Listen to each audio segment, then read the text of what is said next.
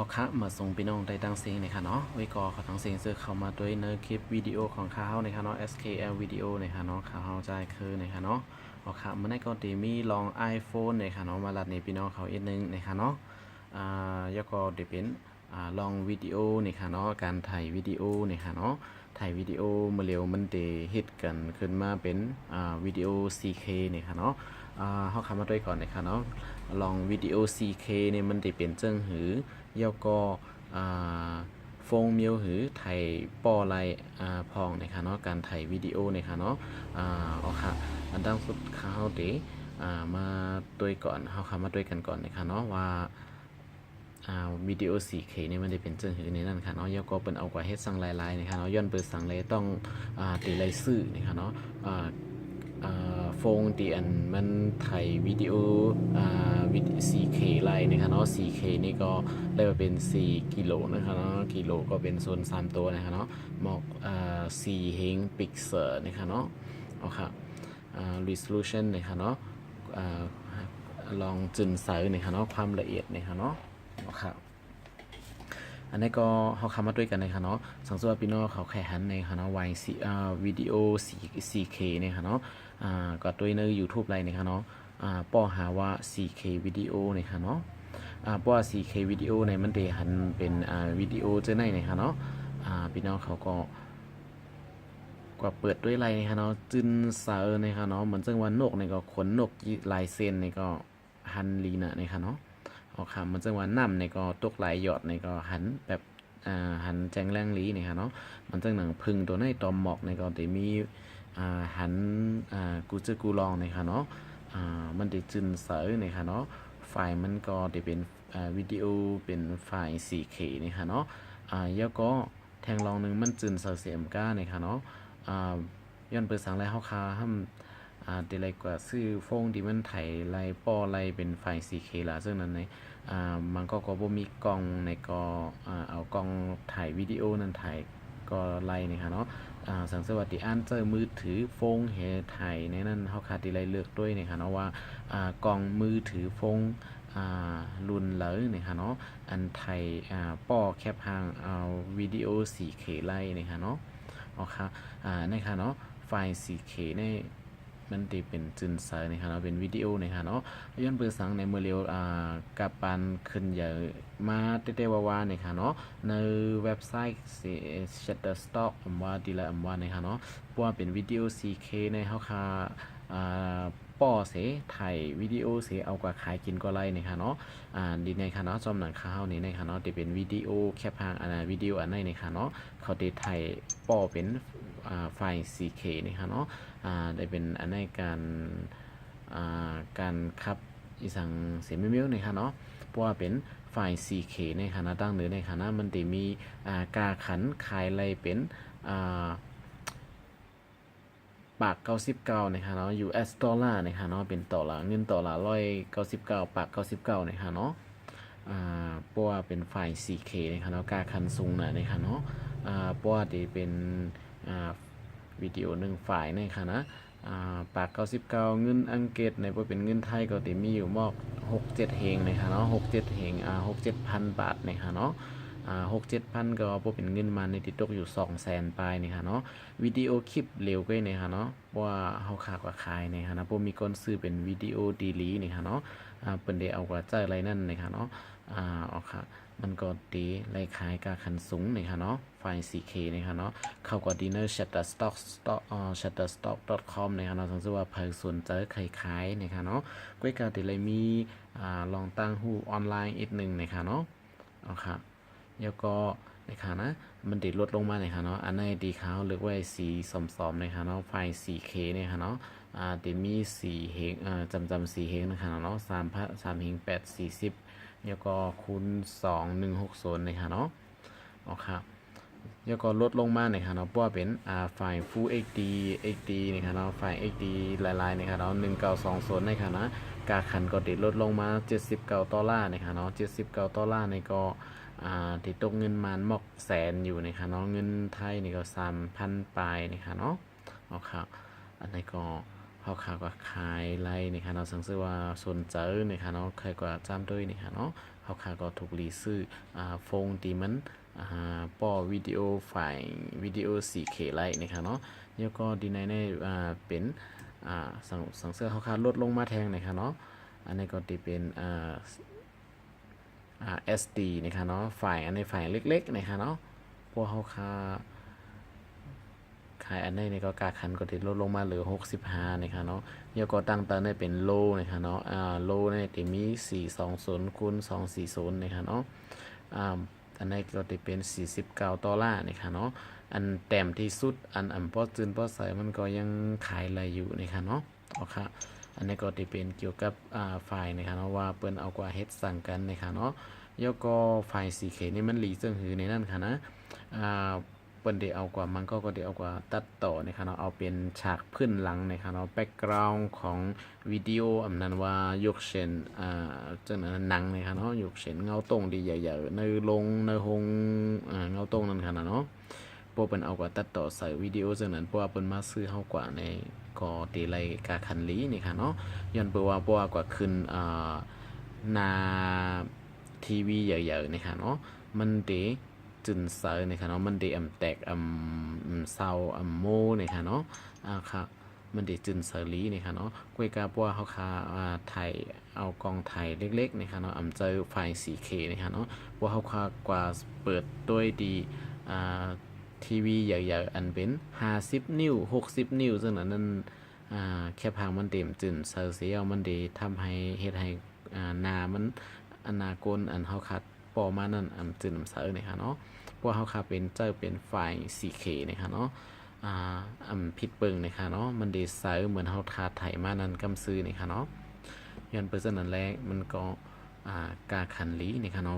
เพราะเขาค่ะกว่าขายนะคะเนาะโอเคอันนี้ก็เขาค่ะมาด้วยกันว่าโฟงรุ่นนะจะอะไรพองนะคะเนาะเขาได้เอา iPhone 6 เส iPhone 6s 6s plus นะคะเนาะยกกเตียนเขาตึกยิบอยู่ในที่เป็น S6 นะคะเนาะ Samsung S6 นะคะเนาะSamsung S6 เขาค่ะก็เข้ามาดีกล่องได้นะคะเนาะเข้ามาดีกล่องไทยนะคะเนาะว่ามันไทยไรนำกาอยู่ในนั้นค่ะนะอ๋อค่ะอันนี้ก็เข้าเด็กเข้ามาดีกล่องนะคะเนาะหน้ากล่องยกก็ได้มีการตั้งเนื้อในนะคะเนาะว่าการตั้งแกมรานะคะเนาะกล่องนะคะเนาะเข้ามาดีในนะคะเนาะค่ะดีในการตั้งเนื้อในจะเป็นตอนตาแคบห่างนะคะเนาะแคบห่างนะครับว่าเป็นตอนตาแคบห่างในนั่นก็จะมีอันนี้จะเป็น16ล้านนะคะเนาะอันในสูงสีเปิ้นเนาะนะคะเนาะ5312คูณ2988นะคะเนาะอันนี้จะเป็น16ล้านนะคะโปรปอแคปห่างนะคะเนาะที่จืนสายเหมือนวิดีโอนะคะเนาะเหมือนกันนะคะเนาะมันก็ได้สักสีเปิ้นเนี่ยนะคะเนาะแล้วก็วิดีโอไซส์นะคะนั่นค่ะเนาะที่มีดีนะคะเนาะวิดีโอไซส์นะคะเนาะอันนี้ค่ะตั้งเหนือสุดๆนะคะเนาะ UHD นะคะเนาะ Ultra HD นะคะเนาะเป็นอันสูงสุดแล้วนะคะเนาะเหมือนซึ่งหนังบัวดีข้าวก็เมื่อกี้นั่นก็จะเป็นไฟล์ 4K นั่นค่ะเนาะมันจำ4เฮงนะคะเนาะจำ4เฮงเป็นก็แต้ม 4K นะคะเนาะ3840คูณ2160นั่นอันนี้เป็นไฟล์ 4K นะคะเนาะ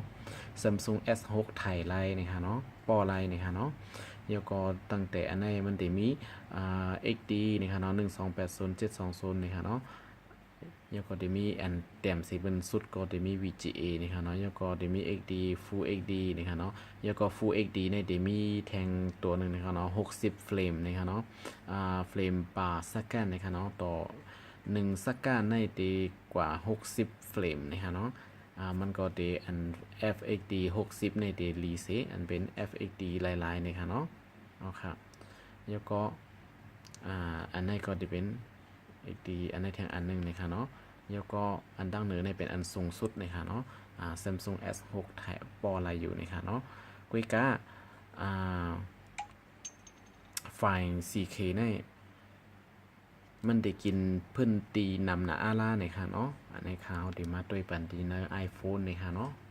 ว่ามันเป็นจังหือในค่ะเนาะเพราะเขาคาดีป้อดีไทยในค่ะเนาะมันได้กินเพิ่นตีนำหนาอาล่าในค่ะเนาะ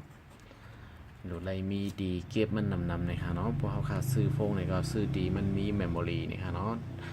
ดีเก็บในเครื่องเขาขานำนะคะเนาะดีเอซุด32กิบนะคะเนาะอันนั้นก็64กิบนะคะเนาะอันนั้นก็ซื้อเมมโมรีการ์ดมาใส่นะคะเนาะพอเป็น Samsung นะคะเนาะพอเป็น iPhone เนี่ยก็ติดใส่เมมโมรีการ์ดดำไรนะคะเนาะเมมการ์ดนะคะเนาะเอาค่ะอันดังสุดเขาค่ะก็เข้ากว่าพวกเป็น iPhone นะคะเนาะอันนี้จะเป็น iPhone 6นะคะเนาะ iPhone 6 plus ใน iPhone 4 5 6 6 6 plus ในค่ะนะเจอฟง iPhone เสปอวิดีโอนะคะเนาะไฟล์ 4K แอมไลนะคะเนาะอันนี้ก็ข่าวที่มาจำด้วยนะคะเนาะรุ่นในไล่ลาเพราะเป็น iPhone นะคะเนาะเพราะเป็นรุ่นดี 6s นะคะเนาะแล้วก็ 6s plus ขึ้นปันเนื้อนะคะเนาะ7 plus นะคะเนาะ8X ด้วยนะคะเนาะ iPhone X ด้วยนะคะเนาะดีไลน์นะคะเนาะอันนี้เขาเด็กเปิดจำด้วยนะคะอันนี้จะเป็น iPhone 6นะคะเนาะอันนี้ก็เขาเข้ามาดีในการตั้งค่านะคะเนาะ setting นะคะเนาะเข้ามาดี setting เขาก็ลงกว่าตั้งแต่สุดๆนะคะเนาะเขาก็เข้าดีว่ากล้องนะคะเนาะผมเป็นภาษาอังกฤษนี่ก็แคมรานั่นค่ะเนาะเขาก็เข้ากว่าด้วยดีในนะครับดีในค่ะนะมันจะมีว่าอัดวิดีโอนะคะเนาะอันนี้จะเป็นวิดีโอนะคะเนาะดังเหนือสุดๆนะคะเนาะอันนี้เป็นอัด slow motion นะคะ slow motion นะคะเนาะอันนี้เป็นอัดวิดีโอนะคะเขาก็ด้วยว่ามันอัดวิดีโออะไรกันอยู่นะคะเนาะมันเลยถึงFull HD นะคะเนาะ1080แล้วก็60เฟรมต่อสักนะคะเนาะ1 second 60เฟรมนั่นค่ะเนาะก็ปออะไรมอกกันได้ก้อยนะคะเนาะอันเป็น4K นะคะเนาะ3เฮงไปนั่นนะคะเนาะอันเป็น3680นั่นนะคะเนาะ3860นะคะเนาะอันนั้นiPhone 6 plus ในห้องฮับมันนะคะเนาะมีอันในประมาณนะคะเนาะก้อยกาพวกเป็น 6s plus ขึ้นปันเนื้อนะคะเนาะมันเดมีนะคะเนาะข่าวเดมาจำด้วยนะคะเนาะอันนี้เป็น6ลายๆนะคะเนาะแล้วก็ตัวนี้ที่เป็น6s นะคะเนาะอันนี้จะมี s นะคะเนาะเอาค่ะอันนี้เป็น 6s นะคะเขาเข้ามาด้วยเข้ากว่าดีในการตั้ง setting นะคะเนาะลงกว่าตั้งแต่สุดๆนะคะเนาะอันนี้ก็มาดีวิดีโอในอะไรคะเนาะที่เป็นแคมรานะคะเนาะภาพรูปภาพและกล้องนะคะเนาะเข้ากว่าดีในก็ไรนะคะเนาะผมมีแค่พางแคมรานั่นค่ะเนาะอยู่ดี iOS แทงกัมหนึ่งนะคะเนาะเหมือนกันนะคะเนาะอันนี้ก็เขาขามาดีpicture and camera นั่นค่ะเนาะอันนี้เดี๋ยวมีว่าอัดวิดีโอนะคะเนาะอันนี้ค่ะเนาะเขาขาก็เข้ากว่าดีในนะคะเนาะอันนี้ค่ะมันเดี๋ยวมีมาแถวหนึ่งนะคะเนาะพวกเป็น 6s นะคะเนาะเดี๋ยวมี 4K นะคะเนาะที่30เฟรมต่อสักนะคะเนาะว่าดีได้พวกพี่น้องเขาคาไลไฟ 4K แล้วก็ใครให้วิดีโอเขาคานั่นจึนเสรีงามเนี่ยค่ะเนาะเอาหมอก1080พิกเซลเป็น Full HD นี่ค่ะเนาะแล้วก็เอาที่60เนี่ยค่ะอย่าไปเอา30เนี่ยค่ะเนาะเอาที่60เฟรมต่อสักเนี่ยค่ะเนาะอันนี้ก็จึนเสรีเอาเนี่ยค่ะเนาะเพราะว่าเดี๋ยวป้อแคปพังบอวิดีโอเนี่ยค่ะเนาะบอวิดีโอเนี่ยค่ะเนาะตอนตาเจอตัวเก่านะคะเนาะถ่ายแฮเก็บเป็นตีไม้ต้องไว้จังนั้นนั่นค่ะเนาะว่าปล่อยปังแขกก็กูว่าเป็นการเฮ็ดกูโซตั้งหลีสังเสียมว่าเฮาคาเดถ่ายเป็นตีไม้ต้องเจอได้นะคะเนาะเอาโฟงเฮาคาถ่ายในเจออันไหนก็ไล่นะคะเนาะย้อนไปสร้างในไฟล์ 4K เนี่ยมันได้กินพื้นที่นำหน้านะคะเนาะเฮาคามาโดยตั้งแต่สุดๆนะคะเนาะดีนะคะได้มีลัดนี้ไว้นะคะเนาะความละเอียดมากขึ้นนะคะเนาะไฟล์ 4K ในขนาดนะ1 สักการกล้วยนี่ค่ะเนาะเขาขาปอวิดีโอ1 สักการนี่ค่ะเนาะไฟล์ 4K นี่ค่ะเนาะได้กิน3 ปาก 50 เมกะไบต์นี่ค่ะเนาะพวกเขาขาถ่ายเสีย10 นาที10 มินิทนี่ค่ะเนาะ10 มินิทนี่ก็อัปเดตกว่ามอก3 กิบไปนี่ค่ะเนาะ3 กิกะไบต์นี่ค่ะเนาะ3 กิบนี่ค่ะเนาะโปร20 นาทีนี่เขากว่าเป็น 6-7 กิบเล่าในเย้านี่ค่ะเนาะมันได้กินเปิ้นตีเก็บในเครื่องเฮานำนะอาล่านี่ค่ะเนาะเตรียมปอกเก็บนี่ค่ะเนาะสังเกตว่าโฟนเฮาค่ะมีตีเก็บมันนำนี่ค่ะเนาะบ่เป็น iPhone นี่ก็ดีใส่ memory card อำไลนะคะเนาะไว้กับเป็นมี iDrive นะคะเนาะมาเสียบดีดังกลมาในเอานะคะเนาะอันนั้นก็ดีกาอยู่อีกนึงนะคะเนาะอ๋อครับอันนี้ก็ฝากถึงพี่น้องเขานะคะเนาะแล้วก็จะมีอันนี้จะเป็น 6S Plus นะคะเนาะอันนี้เป็น 6S นะคะเนาะแล้วก็ Plus นะคะเนาะอันนี้ก็จะไล่นะคะเนาะเข้ามาตั้งแต่สุดๆเนี่ยเซตติ้งเนี่ยมาดีกล่องนะคะเนาะแล้วก็ดีนะคะเนาะอัดวิดีโอดีในขณะเนาะอันนี้ค่ะจะมีถึง 4K เนี่ยเหมือนดี 6S เมื่อกี้นั่นนะคะเนาะค่ะอันนี้ก็ดีป้อแคบหางจะแคบหางค่ะเนาะแคบหางก็ป้อปุ่งไลลีนะคะเนาะป้อแคบหางไลลีนะคะเนาะแล้วก็วิดีโอเนี่ยก็ป้อวิดีโอเป็นไฟล์ 4K ไล่นะคะเนาะอันนี้เขาตั้งเป็นไฟล์ 4K ไว้นะคะเนาะบัวเขาขามาเปิดกล่องนะคะเนาะดีไหนคะเนาะวิดีโอนะคะเนาะวิดีโอนะคะเนาะบัวเขาขาดีป้อเป็นไฟล์ 4K นะคะเนาะอันนี้ก็เดี๋ยวจำนิดนึงนะคะเนาะ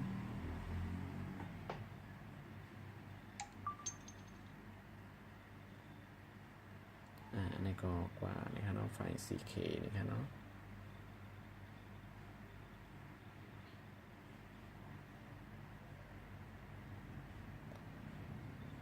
อันนี้ก็จำด้วยนะคะเนาะ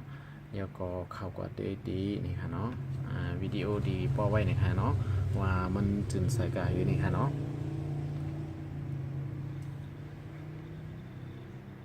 พี่น้องเขาก็กว่าจำด้วยไรนะคะเนาะฝ่ายมีโฟงที่มัน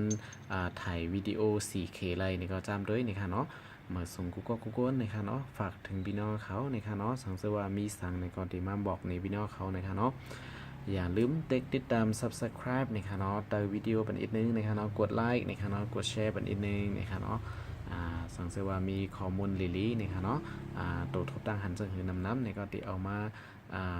แชร์ในพี่น้องเขานะคะเนาะมาส่งGoogleแทนกำหนึ่งค่ะมาส่งค่ะ